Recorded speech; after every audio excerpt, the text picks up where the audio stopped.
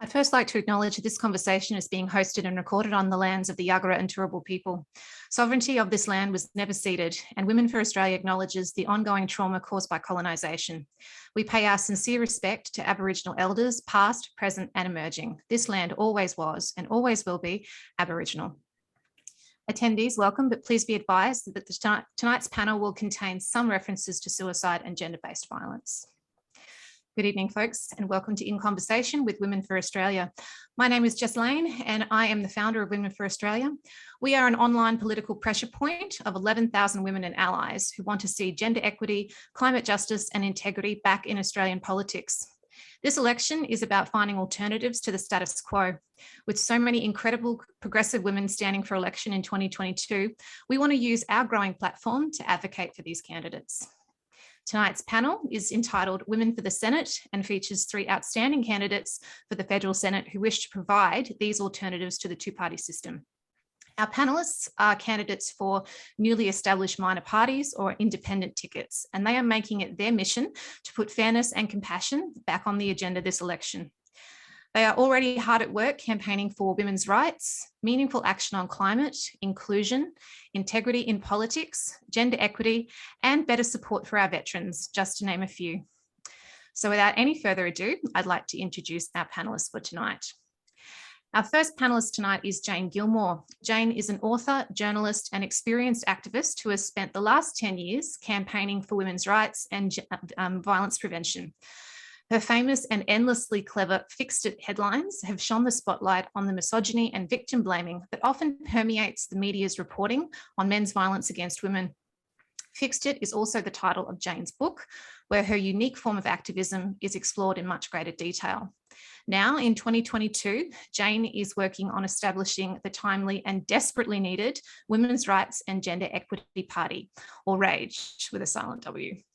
And the Senate is in her sights. Welcome, Jane. Thank you. Good to be here. And I know you've got to introduce the other 2 candidates, but I kind of have to do this. On my phone, I have just open in Safari, the Aboriginal Legal Services page, the donation page open. Every time I hear a acknowledgement of country or welcome to country, I open it up and donate $5. It's just a way of putting action to the words, paying the rent.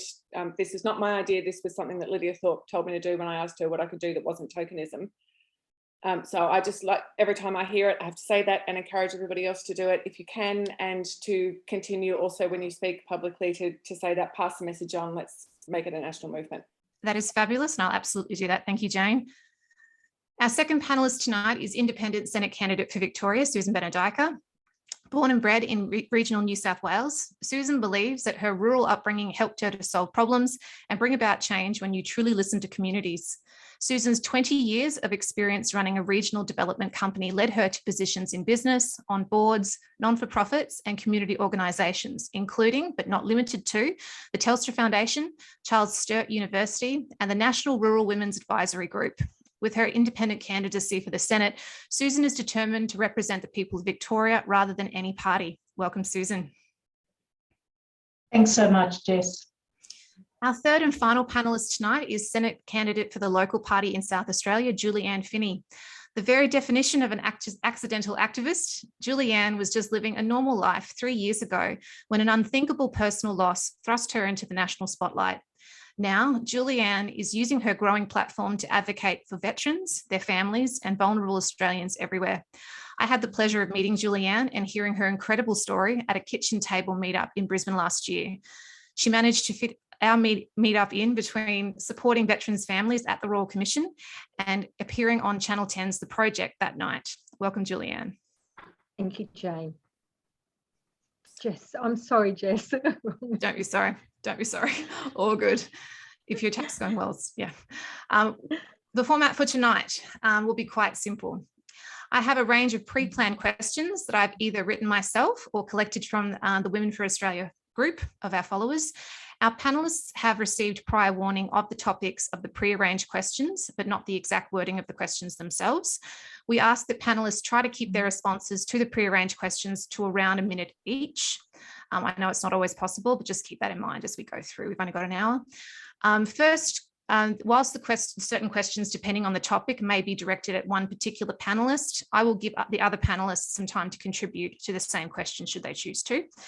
And throughout the evening, members of the wonderful Women for Australia mods team will be texting me questions from the audience as they come through. These questions will be completely unseen, both by myself and the panelists, and it'll be great practice for the campaign trail for you. So shall we begin the questions? Fabulous. Question 1, your reasons for running. My first question is for the entire panel.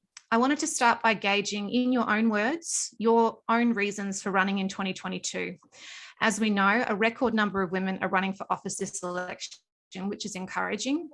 You've all got a wealth of experience in community service and advocacy. So what was it about this particular election that made you finally stand up? Why you and why now? Jane, let's start with you.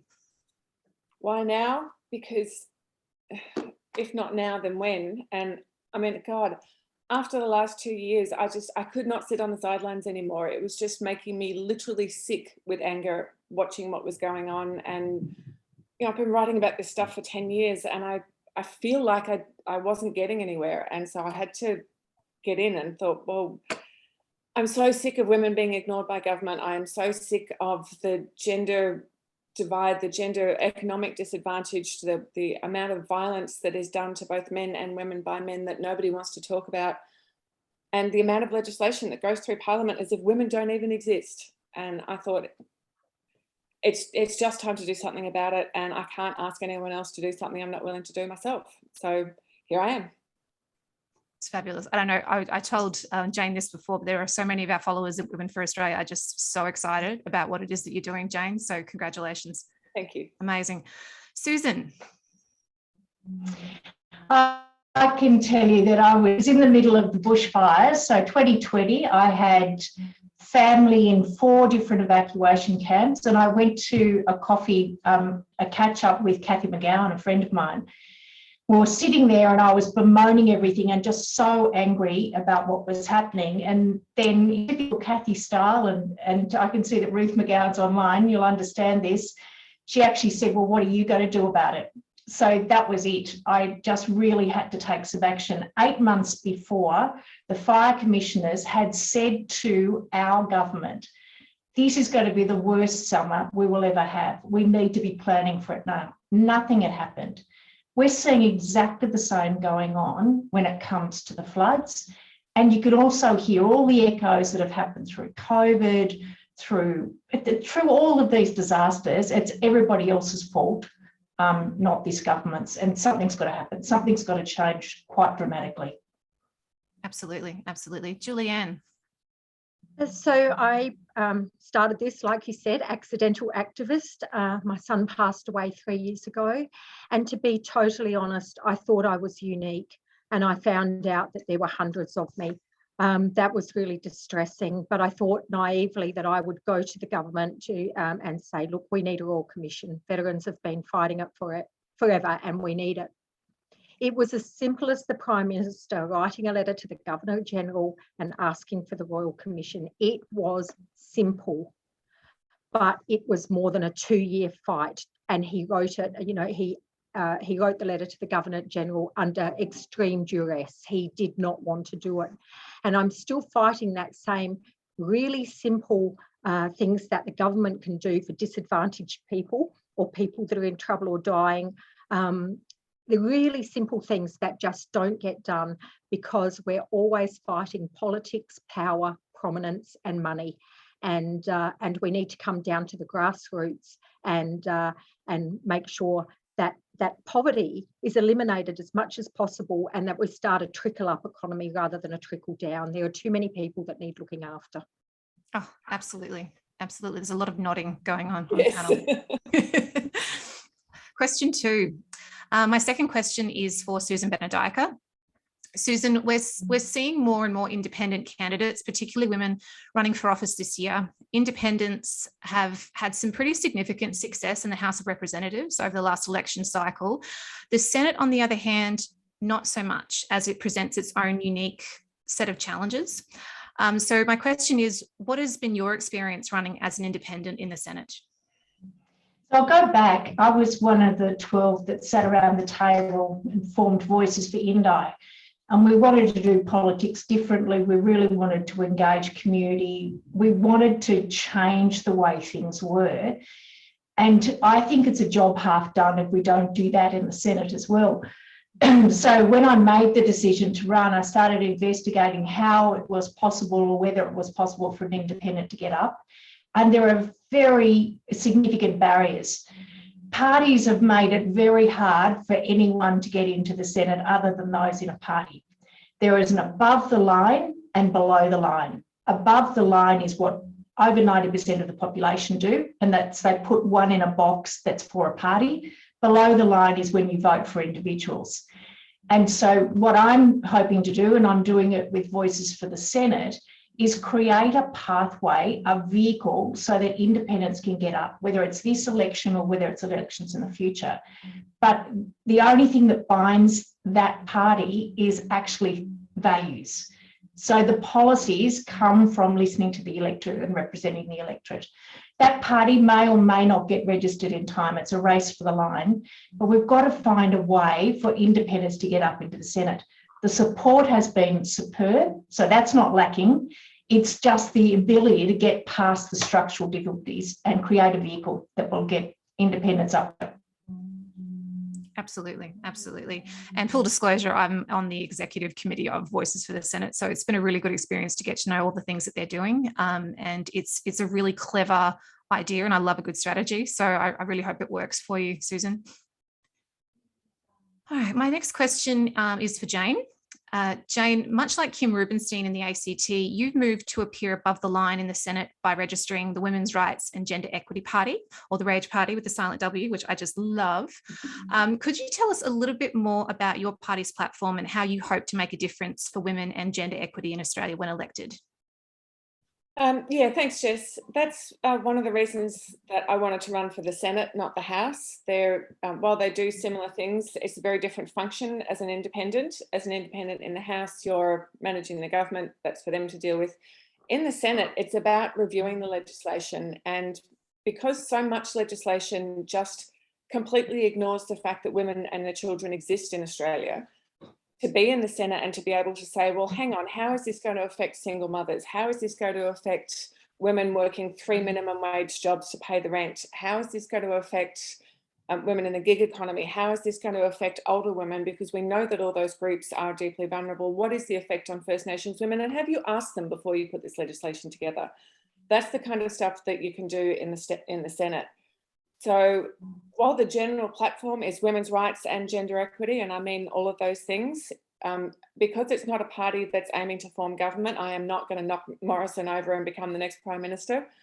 Because I'm aiming to get into the Senate, it's more about this is the approach that I will take. I will constantly be looking at every piece of legislation through that perspective.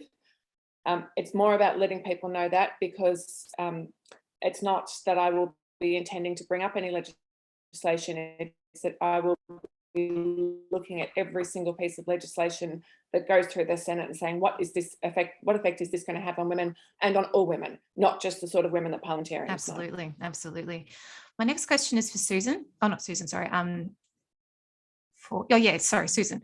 The local party is a newly registered political party. Sorry, not Susan, Julianne, my apologies. The local party is a newly registered political party. Could you tell us what drew you to running for the local party and how you will platform under their banner? Absolutely. So I started off looking at parties to join, but I had various just comments of what I would have to do and how I would do it and what the policies were that I had to follow. The local party, I was very fortunate, contacted me to say that they've really formed to allow independents to run on their own steam. So while they have a constitution, they do not have a party line that I have to follow. They will not tell me what to do unless I, did something that really brought them into disrepute, I suppose. But I can run as a true independent while having the backing of a party that will put me above the line on the Senate ticket, and also getting the advice of campaign strategies and that sort of thing. Awesome. Fantastic. Now, attendees, if you'd like to hear more about our panelists, you can visit Susan's website at www.susanbenedyka.com. That's SusanBenedyka.com.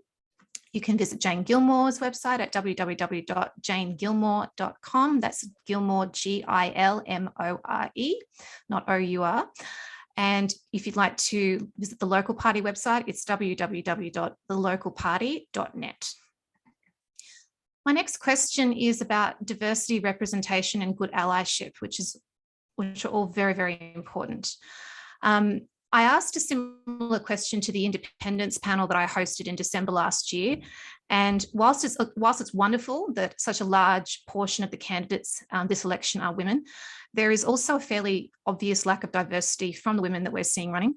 And we need to talk about it because, we could pretend it's not happening, or we could just talk honestly about that and what we can do about it to maintain good allyship. So my question to the panel, when elected, how will you ensure that the legislation that you support and or develop will properly benefit individuals and groups that are not well represented in our parliament? Julianne, can I start with you? Absolutely. One of the first things that I noticed when I started running for, or thinking about running for the Senate, was exactly that we don't have enough diversity. And what we don't do is listen to people. We think that there's a one size fits all. So, for instance, even with the Royal Commission that I'm looking at, it is in the suicide of veterans, but we need separate for the suicide of youth, for the suicide of Indigenous, for, there's all different cultural reasons. And I realised that we needed the voice of lived experience. So whether I would do that through citizen juries or through just forming local groups that could come and talk about something, it isn't my place to speak for other cultures or other groups. It is my place to learn and then use my voice for their words.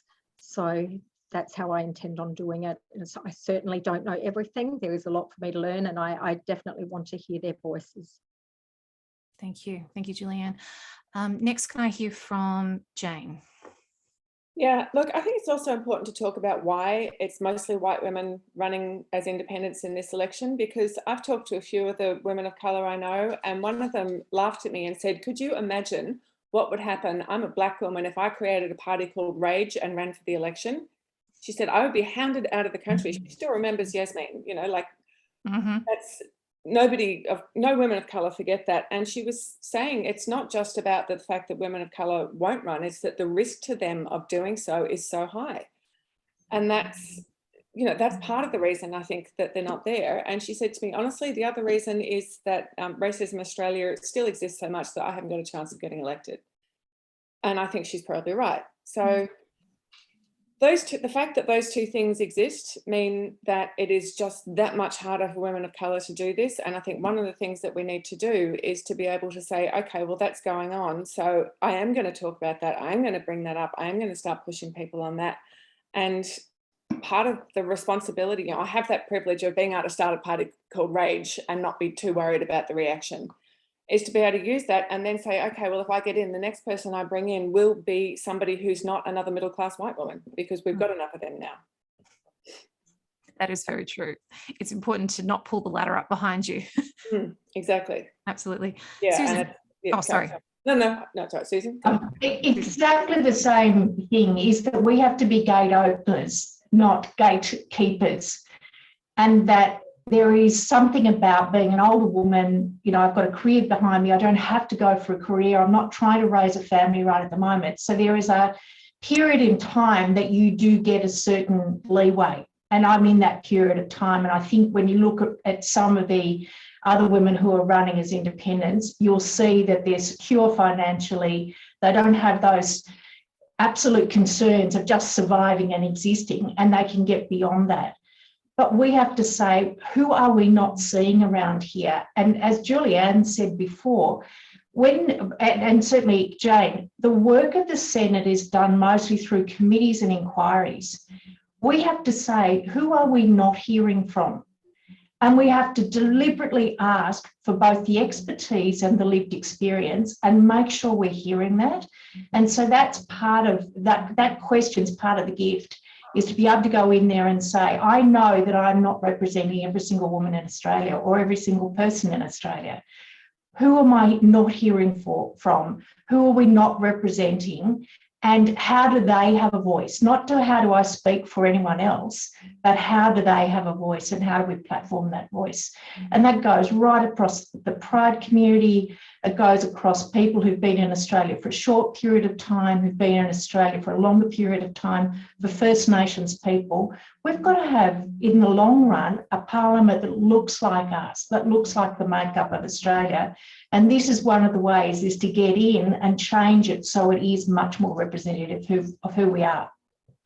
And I think the other thing that we can do too with the preferential voting system, and if anyone hasn't seen it yet, Susan's got a brilliant YouTube video on how that works, is recognise that Lydia Thorpe from the Greens is running for her Senate seat in this election. We do not have enough First Nations women in the Parliament.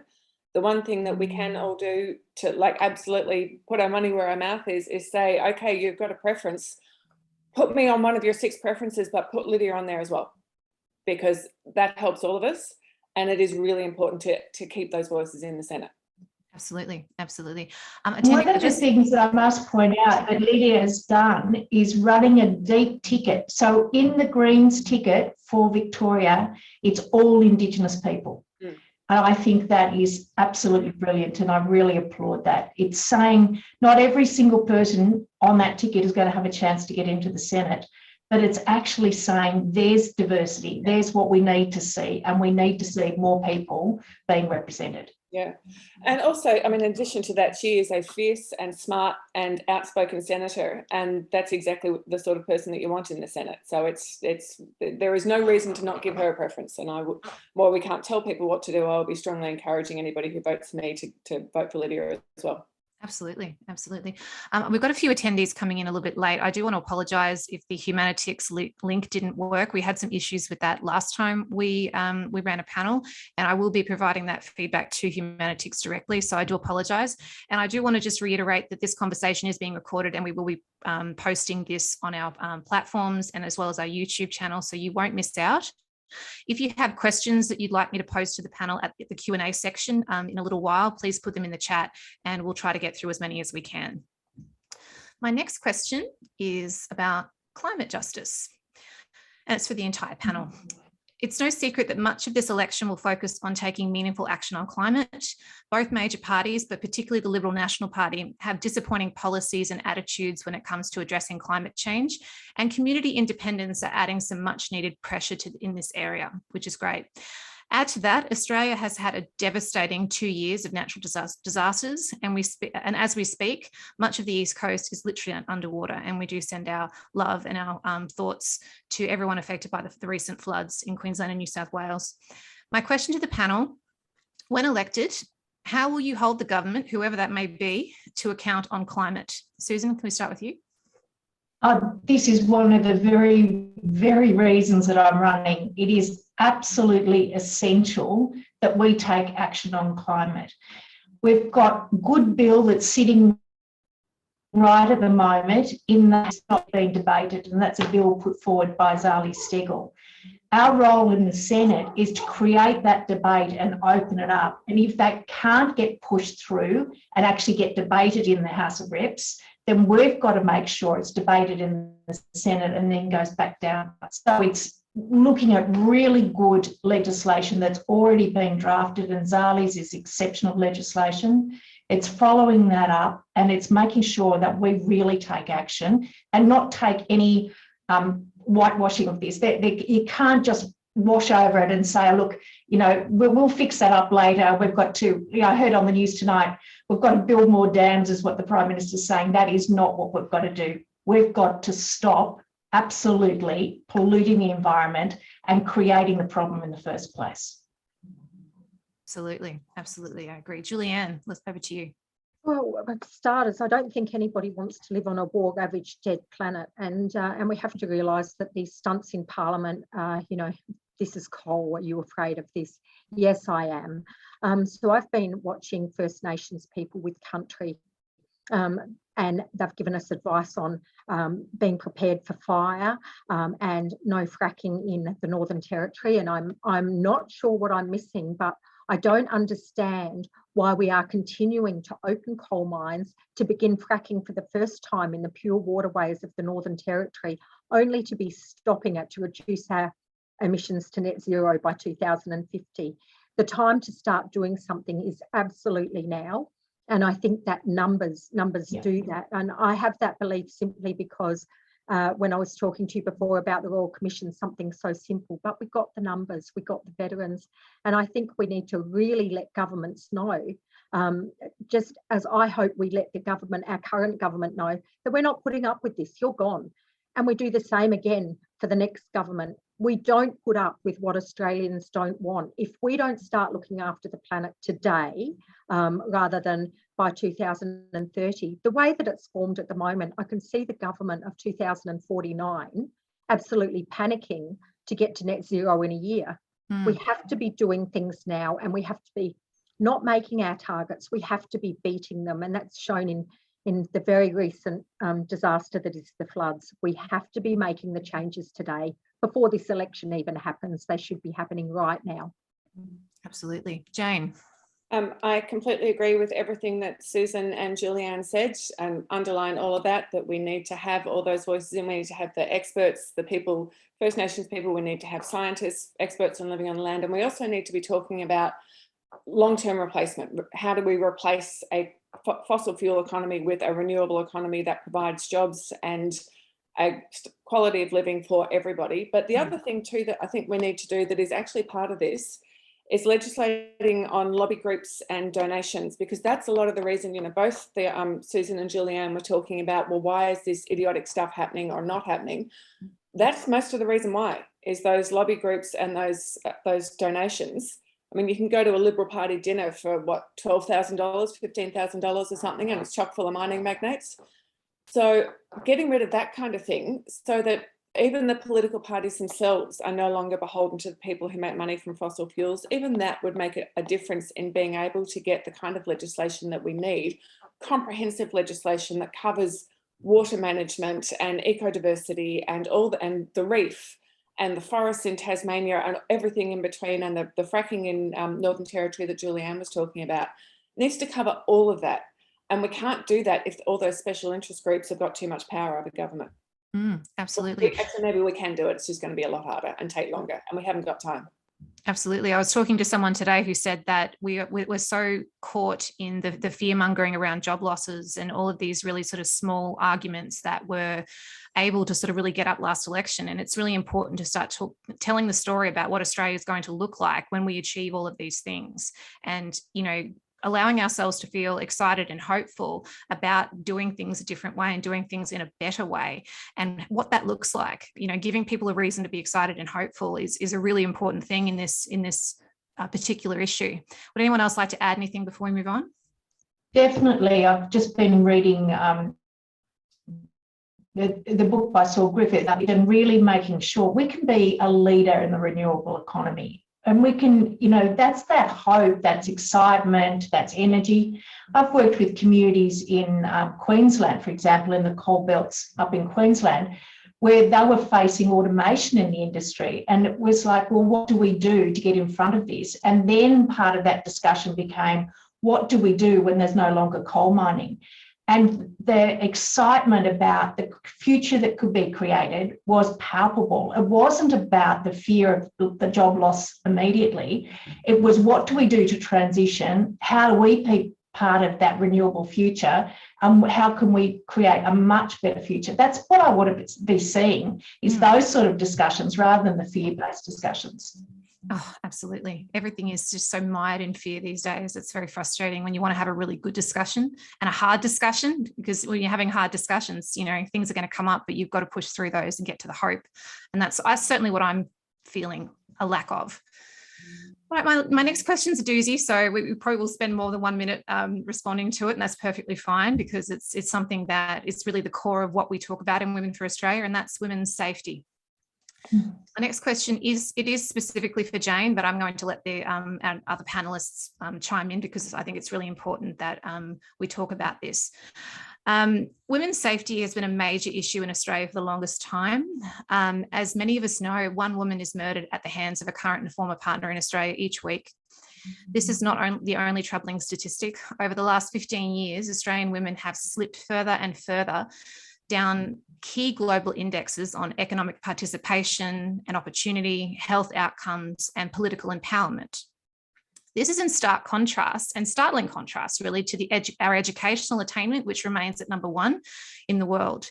And yet, despite incredible and continued activism, the Morrison government's response has always been and remains woefully inadequate. If I can speak plainly, this is bullshit. Really? It is absolutely bullshit. It's bullshit.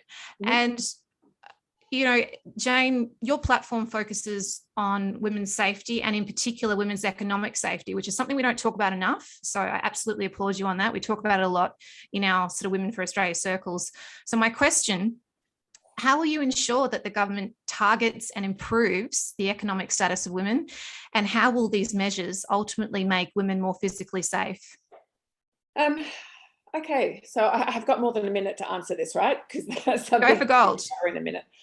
So a couple of things. First of all, we need to change the way we think about it. So we kind of silo them. So we talk about economic security. Well, actually, we talk about the gender pay gap over here, and then we talk about domestic violence over here, and then we talk about workplace sexual harassment over there, and danger from strangers on the street over there. And they're all separate things, and they're actually not. They are all very, very connected. So the gender pay gap is a small part of the problem, but it's actually not the problem. And fixing the gender pay gap is really not going to do very much. The official gender pay gap is 14%. It's not, it's a lot more than that, but let's go with it. If we gave every woman working full-time in Australia a 14% pay rise, that is not going to do anything to change women's economic insecurity. When you are economically insecure, what it means is that you can't afford the basics, or you struggle to afford the basics like rent, food, bills, that's always a constant source of stress. Sometimes you make it, sometimes you don't. Being that poor costs more than having enough money. You get overdue notices, late notices, you get disconnected, you can't buy in bulk, a whole lot of things. I've written about this quite extensively before. It also makes you much more vulnerable to violence and abusive men target vulnerable women. If you are in an economically vulnerable place, you are going to be a target of a predatory man. It also means that when you're in that situation and you're economically vulnerable or economically insecure, like we use these terms, basically, if you're really broke, you can't leave, you've got nowhere to go, you can't pay rent, you can't pay a moving truck, you can't do anything to help yourself, and you become more dependent on the person that's abusing you. So that's how those things are linked. But then you take it further out, we talk about climate change like it's a separate issue. It's not. The last 2 years, the disasters that we've seen happen in Australia, we absolutely know that the people who are going to be hit the worst and the hardest, where it's going to last the longest, is people who are already struggling. People who are already up against it, struggling to pay their rent, whose businesses are about to go, they are the ones who are going to fall. And most of them are women. Not all of them, but most of them are actually women. And again, the further down you slide, the harder it is to climb out. And I know we talk about representation and middle-class women, but the thing also that I think middle-class women should be a bit scared of this too, because it can happen. You'd be amazed how quickly you can fall from what you think is a place of absolute security. And believe me, I know, because I've done it. And I also know that the only thing that meant that I was able to change it was the connections that I had because of all the privilege that I had beforehand. But it absolutely showed me that I would not have got out of that had I not had people who could lend me money in an emergency. I didn't have rent, but I knew people who could lend me over $1,000. And then I talked to some of my other friends who go, I don't know anyone who's got $1,000. So the differences become wider and wider and wider. And we talk about it like it's welfare, like doing something to address poverty and the people living in, which is single mothers, First Nations people, people with disability, and older women, the ones living in the most economic danger. We talk about it like it's welfare, like they deserve it, or they don't deserve help, they should just help themselves, which is also frankly bullshit. we don't think of it as an investment. Poverty literally makes you sick. If you are under that kind of stress and you can't afford the rising gap in healthcare costs, you ignore the warning signs of something early coming on, you don't go and get preventative medicine done. In the end, it actually costs the taxpayers more if you stay in poverty than it does to lift you out, particularly if you have children. If children grow up in poverty, they are so much more likely to continue that for their entire lives. If we change their mother's life when they're babies, the entire life becomes different. This is not a cost to taxpayers, it is an investment, and the payoff is huge.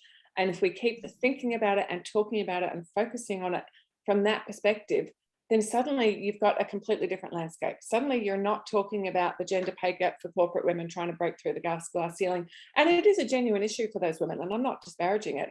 I'm saying that they're not the people that we're talking about with fixing economic insecurity that puts you in, that makes you unsafe. It makes you physically vulnerable, it makes you emotionally vulnerable, it makes you medically vulnerable. It does so much damage, and the cost of fixing it is actually far cheaper than the cost of just letting it go and letting that wealth inequality grow more and more, and you get the rich get richer, which they did during the pandemic. I think what now, the top 10% own 90% of the assets in Australia or something like that. That divide grew so much over the last 2 years. Changing all of that. And I'm not saying that we tax the rich into oblivion. I'm just saying we actually tax them a little more than we are now, because again, this benefits rich people as well. Not that I, to be honest, care that much, but if you're trying to persuade them, it actually does. People who are really, really well off want to live in a society where there's low rates of crime, low rates of poverty, high rates of education, and good public health system, because everybody benefits from that.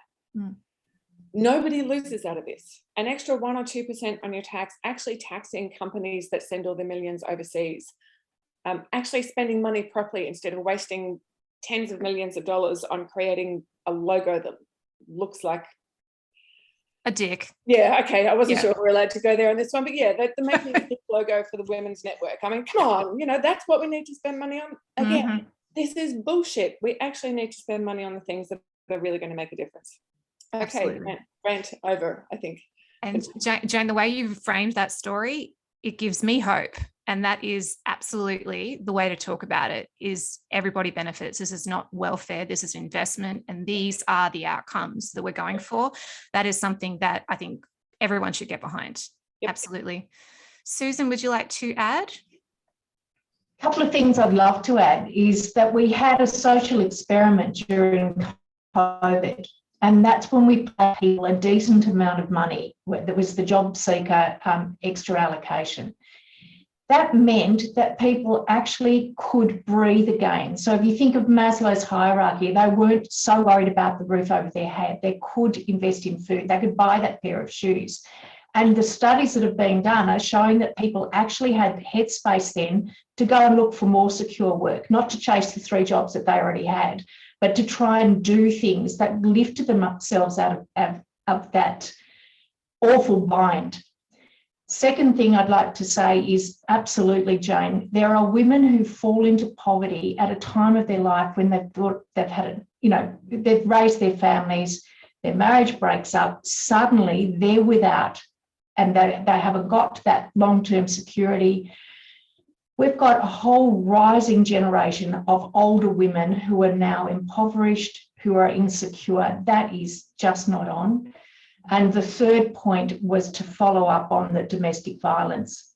I've also had a period of my life that was absolutely shocking. I was going to get out 2 ways. One was to be killed, the other one was to do myself in. And I would never let myself be treated as a victim. And that actually stopped me from going to domestic violence services because I didn't want to be labelled as a victim. I eventually got out and I built my way back up again. But it's that it can happen to anyone.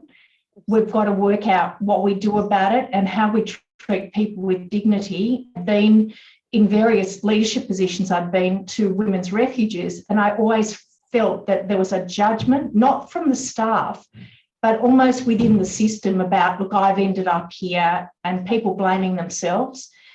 That was my only thing I had, was my mindset to say, I am not a victim. I need to get myself out of this and find my way forward. But like Jane, when you've got past networks and connections, or an ability to feel like you've got some control over one part of your life, and I have control over my business part of my life, then I could get out and step through. We've just got to think about this entirely differently, and how we treat each other with kindness, with dignity, with respect, and then work on that whole system approach as Jane's talking about. Absolutely. And thank you for sharing your story with us, Susan. It's never easy to share very personal stories like that. So thank you. Julianne. Well, firstly, we need more men, more men to support us. Men have to support women in wanting to be equal, in wanting to lessen the pay gap, rather than like when our Prime Minister said that we can do this, but not at the expense of men's jobs. You know, we can put more women in. It isn't at the expense of anyone. We can do this. Secondly, I want to see an old-fashioned business model where previously, if you ran a good business and had a good product, people bought that product and you became rich. What happens now is you don't have to have a good product, and a case in point, and I could put it across many things like First Nations, veterans, but I'll use aged care. You don't have to have a good product. There's no act to say staff to patient ratios needs to be this, or what food needs to be. Instead, the government just gives a grant with no money. These people become rich, and I'm not against anyone being rich, but you used to have to work for it and provide a good product and a good service. We need to go back to that. So once again, putting that money down to the elderly in their pensions so that they can afford and choose their aged care that provides them what they need, dignity, and the life they deserve, especially as they're coming to the end of their life. It's not always possible to stay with your family. It's not always possible to find someone to look after you. Does that mean you have to go into slum-like living or become homeless? So let's get the business model right. Let's stop the poverty with in this case, the age pension, and so that they can choose the product they want to buy. And those at the top, the providers of aged care, have to work for their money just like the rest of us. They can still make a lot of money if they want to. They'll just do it properly. Thank you, Julianne. Panelists, would you like to add anything else to the women's safety question before we move to the Q&A section? I guess just an absolute shout out, to the federal parliament, which should be the epitome of the way we treat each other in Australia. When we continue to allow the question time to go on as it does, with the name calling, the blaming, the shaming, the bullying that occurs just in that 1 hour that people see is unacceptable. You feel that in the corridors as well. You feel this dignity or the pressure. It's peer groups and gangs ganging up on each other. It just is appalling. And we've got to bring the standards that we have in business and in community back into the House of Parliament. That's just an absolute, and that will change, I hope, when more women get in. I saw before a question about bipartisanship. I believe all of us have got to work together across the House, regardless of party, regardless of the politics, to be able to say, how do we create a place of safety that represents who we truly want to be as Australians? Thank you. And Jane, what did you want to say? Yeah, I certainly agree with that. But again, with violence, that siloing it from different places, whether it's on the street or at home or at school or at work, as if they are different causes, even different perpetrators, is absolutely not true. And also the other thing too is we keep treating them like isolated incidents. And, you know, the Hannah Gadsby, Douglas, oh, you've just experienced an isolated incident. No, you haven't. Everything is on a continuum. The street-based violence, girls learn this from a very, very young age. I do a lot of, I do some work with consent education, consent and respectful relationships education in schools. It is astounding how young kids learn this stuff, girls and boys, to both their detriment. But that is a continuum that goes on throughout their lives, and all these forms of violence are connected, so that getting sexually harassed at work when some bloke just rolls his eyes and says, oh, you know, learn how to take a joke, as they so often do, because sexual harassment's so funny, right? But what they're not seeing is that exists on a continuum of what that woman has experienced throughout her entire life, that over 90% of women in Australia have been catcalled or yelled at or grabbed on the street. And if you add in all the women who've also been told to smile, love, by some passing strange man, then you get to 100%. The first time that happens for over 3/4 of them is before they're 15. So when they're still children, this starts, and it continues on the whole way through their life. And you never, ever know what somebody else's experiences were. Susan very generously shared her experience before, which was wonderful, but a lot of people don't feel they can do that.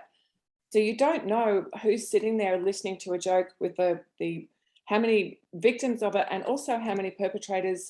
One last thing, and then I'll finish. The not all men thing. I've said this so many times now, but I keep saying it because it actually matters. There is only one group of people who actually think that all men are violent. And it's not women, and it's not even feminists. It's violent men. They genuinely believe that all men are like them, particularly when they're being violent to partners at home because it's kept secret, because they don't tell anybody about it, because they make sure she can't or won't tell anyone about it, and they hide it. And they think every other man is doing the same thing. And so what happens when they hear those jokes, when they see the Tasmanian Parliament laughing about child sexual abuse, when they see the Prime Minister going, oh yes, we'll announce another announcement about an announcement to deal with the violence thing. Gosh, that's so true. Jenny tells me it's terrible. What that's constantly saying to all these perpetrators is men don't need to take this seriously because A, it's not our problem, and B, all the other men are like me. They're just hiding it the same way I am.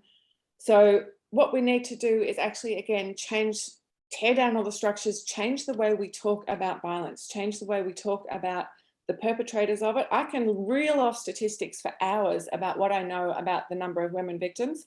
No one in Australia can tell me how many men out of 10 have ever been violent to a woman, because nobody's actually asked. And you can ask that question, but nobody has. We need to change the focus onto who's choosing to commit the violence and why, and how can we change it? Because the other thing I will very rarely, was not even in defense of perpetrators, but the one thing I know about them is most of them actually don't want to be like that. No little boys sit there in a perfectly happy house and go, gee, I hope one day I grow up to beat my wife.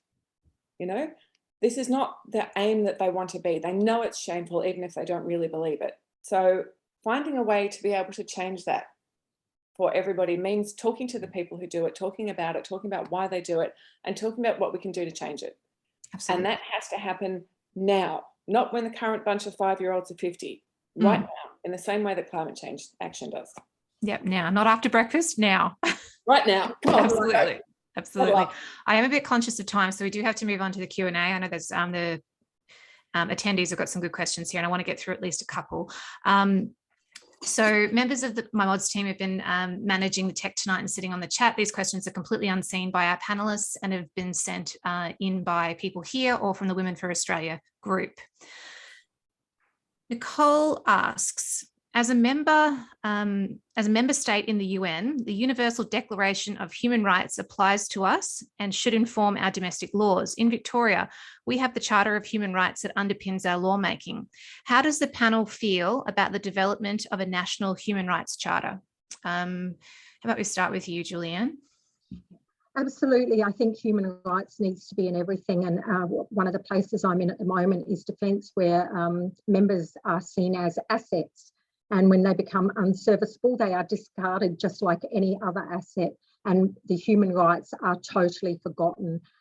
We all have a right to a roof over our head, to food, to not be abused, to be able to be safe in our own country. And so absolutely, I'm all for it. Fantastic. Susan? I think it's a given. We've got to start, we've got a lot of international obligations, but we also have human obligations to each other. And this is one of the ways of saying nationally, we actually value each other. We've got a foundation on which we build, and we've got that responsibility. It is 2022, and here we are having this debate. I'm quite astounded. So it's an absolute for me. And Jane? It's slightly qualified for me. I think it's odd that Australia is one of the few countries in the first world that doesn't have a Bill of Rights. But I'm also a little wary of it, because if you don't, I think it has to be done really, really carefully. It has to be done consulting a whole lot of different groups, hearing from a whole lot of different groups, and it has to be done so that it's built in the function for change. Because all you need to do is say, look at the American Bill of Rights. They're the right to bear arms, which was when, you know, muskets had to be loaded with one of those metal things. I don't know guns very well, but you know, those kind of things, that we don't understand how much the world can change. That the right to privacy, for instance, is now such a completely different thing to what it was even 50 years ago, that you would not have been able to write something that would protect you now. You wouldn't have been able to write that back then. So I think, yes, absolutely, we need a Bill of Rights, but we need it to be written in such a way that constant change and updating and revision is built into it, not built against it. Because that's, again, one of the problems with the American one, that the difficulty in changing it means that it just gets outdated so quickly. So that's my only reservation about it. But yes, we are also the only country, I believe, in the first world, that Gillian Triggs told me this, that doesn't have the right to habeas corpus. Who knew? I didn't know this until she told me. But because we don't have a Bill of Rights, and because it's not anywhere in the legislation, it doesn't exist, which is how the government can keep witness K in prison without trial for God only knows how long, because there's no legal reason that they can't. They wouldn't be able to do it in the UK, the US, Canada, New Zealand, anywhere else, but they can do it here. Aren't we lucky? And people like to talk about our rights to free speech when we don't have a Bill of Rights, which I find very interesting. Got a Charter of Rights, which gives some protection, but it's not. It's more like that's a nice thing that we all agree on, rather than a lot of really strong legal power. I think it would have to be a national one, but again, I do have some concerns about it. Absolutely. Steph asks, how do you deal with the challenge of being seen in print, radio, TV? It seems that prominent backbenchers or independents like Pauline Hanson have more than their share of airtime. How do you find space when elected senators have a hard time being heard? Let's start with Susan. I'm happy to start that one. One of the things that, one of the platforms for people like Pauline Hanson to get in is outrage, and creating that outrage and being so ridiculous and extreme that you actually get the media. That's actually not a pathway for me. I don't want to be up to do that. I think we've got to think very strategically about the 4% or so in order to get in, and go back to those 4% and speak to them in very different ways. So obviously things like this, not going to get a lot of mainstream media. We might get some opinion pieces, or we might get some profile pieces because we're looking like we're doing things a little bit differently. But we've got to actually go back in to those people who are thinking about the change they want to see in politics. And we need to speak to them at the outset, and then when we get in there, we'll have a platform from which to speak. Jane? Yeah, I agree with Susan. I think also the thing that the mainstream media is still struggling to understand is the power of social media and direct connections. And, you know, I've been a journalist, I've worked in the media, and I know how both powerful and powerless at the same time it can be. And I'm not expecting to get much media attention, if any, but I'm just also ignoring it and going straight to the people that I want to vote for me. And I think it's basically, if you have the conviction that you really believe this, if you can persuade other people that this is important, and you can persuade people to have some faith in you, then that's really all you need. And from there, it's just a matter of, okay, can you keep sharing this? Can you keep telling people? It is a grassroots movement. It is word of mouth is the only thing, I think, with all three of us that's going to get us in. And I think for all three of us, that is the most powerful thing we have, is the grassroots connection and asking them to pass it on. What about you, Julianne? Well, I'm really, when it comes to mainstream media, the only mainstream media that I've been able to achieve is with veterans, but there's so many other things to stand on. And so I've been really trying to build my social media presence. And also Ruth McGowan, when I did her course, taught me that, you know, we're going to be okay asking for money. I've had to give up my job because I was working for SA Health, and I can't do that and campaign at the same time. So I had a little bit of money just that I could spend. So I've had my car painted up, you know, with my name and my picture. And so basically, I think it's going to have to be any mainstream media will be great, but really it's a matter of building our own presence, be that with brochures or, like I said, I've had my car done, or building your social media presence. It's really got to get out there and know what you're standing on, because for me, it's all been about veterans, but that's not completely what I stand on.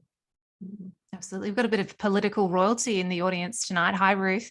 I'd like to do a little shout out to Ruth McGowan. I just completed her and Licia Heath's Equip course for Women for Election Australia. It was absolutely outstanding. We had such a blast.